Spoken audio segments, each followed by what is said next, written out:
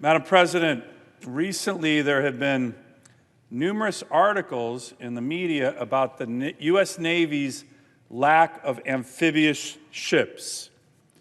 One that I would like to submit for the record, headline, "Grounding of U.S. Marine Unit Spots the Lack of Ships in the Asia-Pacific." Objection. Thank you, Mr. President. In this piece, the writer leads with how the 31st Marine Expeditionary Unit, a rapid response force of the Marine Corps designed for quick deployment on 3 Navy ships, what we call an amphibious ready group, how they were forced to abandon a training exercise because the amphibious warships that they're supposed to train on were not available due to maintenance problems. Here's what the article said in part: the Marine unit's grounded status illustrates the larger obstacles the U.S. is facing as it tries to pivot its military to handle the challenges from China. Overall, defense officials said the Navy doesn't have enough amphibious ships to transport Marines. An essential part of the Marine Corps' mission is to hop from island to island in the Asia-Pacific and harry Chinese forces in the event of a conflict. By the way, Mr. President, the Marines are really good at this. They've been doing it for decades.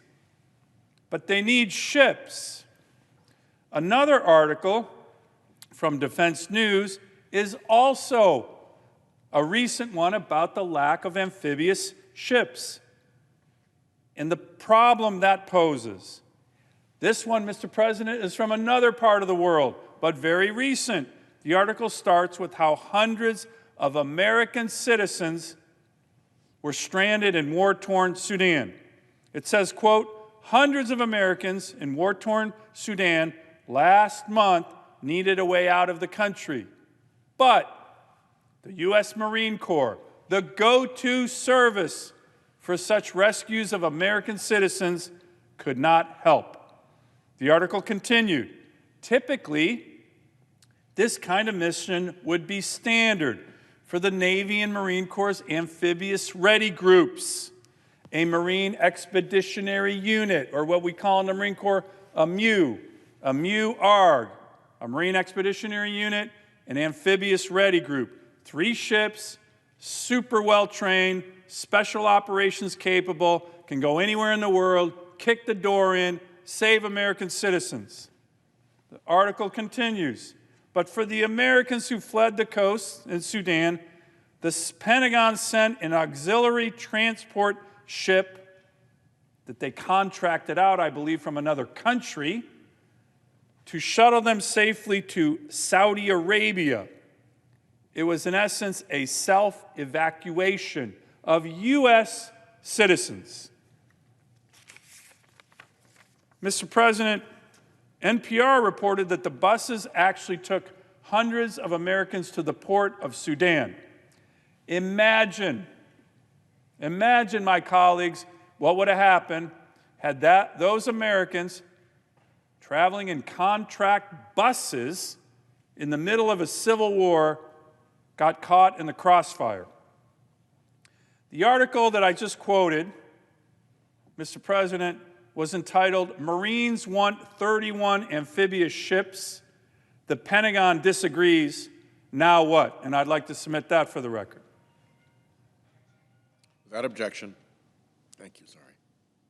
And finally, Mr. President, there was another recent article from the Defense News, and its title was "The Navy is on Path to Violate the 31 Amphibious Requirements for Amphib Ships in 2024.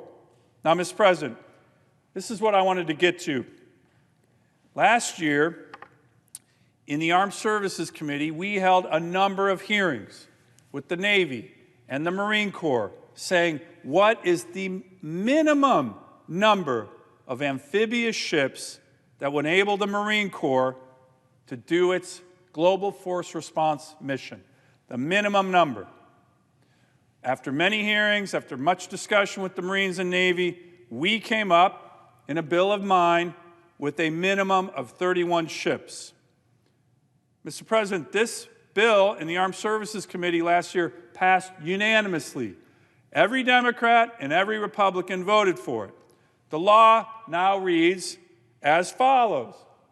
I know this is a little small, but here's the new United States Code that has the new language. It says, the naval combat forces of the U.S. Navy shall include not less than 11 operational aircraft carriers and not less than 31 operational amphibious warships, of which not less than 10 shall be amphibious assault ships. What we call in the Marine Corps big deck assault ships that can carry helicopters and Ospreys and Harriers and now F-35 Bravos.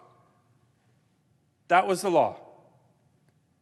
That passed. The President signed it. Here's the problem, Mr. President. The United States Navy is violating the law.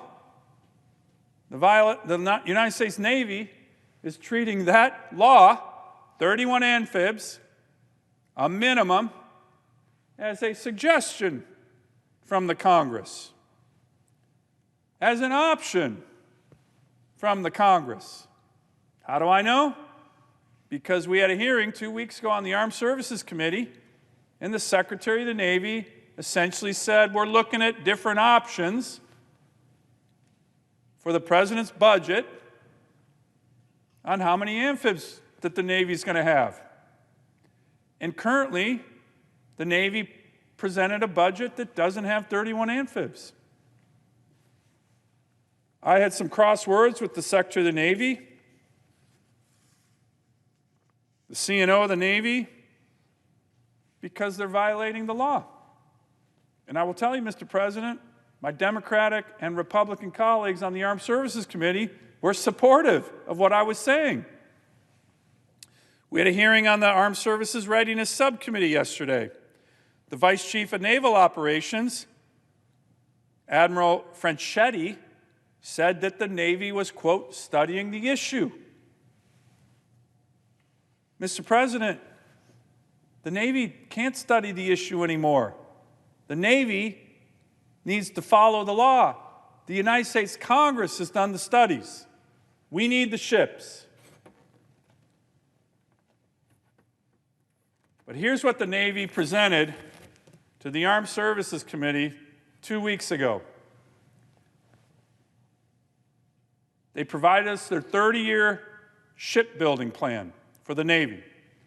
Right here is the 31 amphib ship statutory minimum that is required by the law.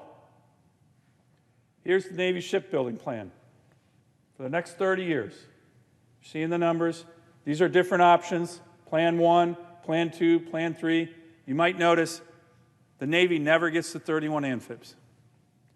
So the Secretary of the Navy, the CNO of the Navy, the Vice CNO of the Navy came to the Congress in the past 2 weeks and said, your 31 amphib ship requirement, we're going to ignore it. Your 31 amphib ship requirement, Congress of the United States of America, we're going to violate that. Mr. President, this is unacceptable. The United States Navy, the Secretary of the Navy, the Secretary of Defense should not be thumbing their nose at the Congress. And worse, they should not be violating the law and not trying to abide by the law. They're saying for 30 years, we are going to ignore the Congress and we are going to ignore the laws of the United States of America. This cannot happen.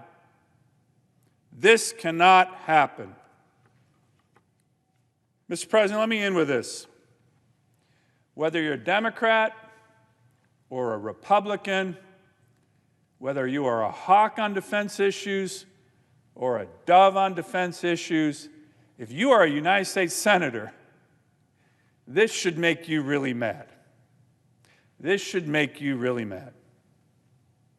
Last year, the Congress spoke, and again, on the Armed Services Committee, on which I serve, it was unanimous. Every member of that committee who'd studied the issue said, at a minimum, the Navy needs 31 amphibs so the U.S. Marine Corps can do its mission around the world. Everybody agreed. We passed the law. The Navy, the Secretary of the Navy, the Secretary of Defense are thumbing their nose at this body, are breaking the law as we speak, are intending to break the law for the next 30 years. That's their 30-year shipbuilding plan. Never hits 31 ships. But here's the worst thing they're doing, Mr. President. And this is a real serious issue. They're putting the lives of American citizens at risk. Why do I mean that? Well, let me end where I began. Sudan, rescue of American citizens. Again, normally that is a mission tailor-made for the United States Marine Corps, whether in an embassy or another part of a dangerous part of the world. It's what we call a non-combatant evacuation operation, a NEO. The Marines do them all the time. Bring up their amphibs, launch helos, launch support craft, helicopters, fighters if they need the air support. The capability of a MEU-ARG to go rescue American citizens, a lot of them, is unsurpassed by any service in the world. The U.S. Marines do it all the time. But guess what they can't do it without, Mr. President? They can't do it without amphibious ships. And right now, we don't have enough. So we dodged a bullet 2 weeks ago in Sudan. American citizens put on buses and driven across dangerous parts of Sudan in a civil war for hours after hours and got to a port, self-evacuated on some other country's ships. We are so lucky that those Americans did not get killed or wounded. Did not get killed or wounded because there was no Marine Corps to rescue them. So, Mr. President, I'm going to keep raising this issue. Secretary of Defense, Secretary of the Navy, today they are violating the law. Today they have no intention of meeting this 31 amphib ship requirement, and American citizens are at risk. And the next time, we might not be so lucky. The next time Americans somewhere around the world need to be rescued, the next time an enemy of our country does something nefarious to our citizens or our national interests, and we don't have the ability to respond as a Marine Corps because we don't have the ships, we're going to know who's responsible. I yield the floor.